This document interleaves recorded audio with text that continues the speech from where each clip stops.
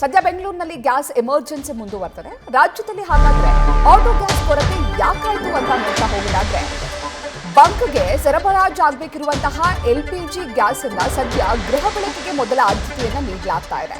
ಇನ್ನು ಖಾಸಗಿ ಬಂಕ್ಗಳಲ್ಲೂ ಕೂಡ LPG ಗ್ಯಾಸ್ ಸಿಗ್ತಾ ಇಲ್ಲ. ಬಂಕ್ಗೆ ಸರಬರಾಜು ಆಗಬೇಕಿರುವಂತಹ LPG ಅನ್ನು ಕಡಿತ ಮಾಡಿರುವುದು ಯಾಕೆ ಅಂದ್ರೆ, ಗೃಹ ಬಳಕೆಗೆ ಮೊದಲ ಆದ್ಯತೆಯನ್ನ ನೀಡಿದ್ದಾರೆ. ಗೃಹ ಬಳಕೆಗೆ ಯಾವುದೇ ಕೊರತೆ ಆಗಬಾರ್ದು, ಯಾವುದೇ ಸಮಸ್ಯೆ ಆಗಬಾರ್ದು ಅನ್ನುವಂತಹ ಹಿನ್ನೆಲೆ ಗೃಹ ಬಳಕೆಯ ಸಿಲಿಂಡರ್ಗಳಿಗೆ ಮೊದಲ ಆದ್ಯತೆಯನ್ನ ನೀಡ್ತಿರೋದ್ರಿಂದ ಸದ್ಯ ಆಟೋಗೆ LPG ಗ್ಯಾಸ್ನ ಅಭಾವ ಶುರುವಾಗಿದೆ. ಇನ್ನು ಕಮರ್ಷಿಯಲ್ ಗ್ಯಾಸ್ ಅಲ್ಲೂ ಕೂಡ ಕಡಿತವನ್ನ ಮಾಡಲಾಗಿದೆ. ಮುಂಚೆ ಹೋಟೆಲ್ಗಳಿಗೆ ಕೊಡ್ತಾ ಇದ್ದಂತಹ ಗ್ಯಾಸ್ ಸಿಲಿಂಡರ್ಗಳ ಪೈಕಿ ಕಡಿಮೆ ಮಾಡಲಾಗಿದೆ. ಇದರಿಂದ ಆಟೋ ಚಾಲಕರಿಗೆ ಸಂಕಷ್ಟ ಎದುರಾಗಿದೆ.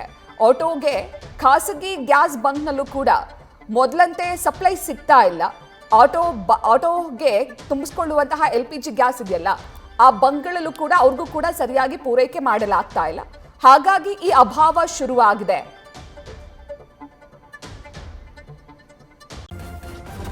ನ್ಯೂಸ್ ಫಸ್ಟ್ ನಿರ್ಭೀತಿಯಿಂದ ನಿಮ್ಮ ಪರವಾಗಿ.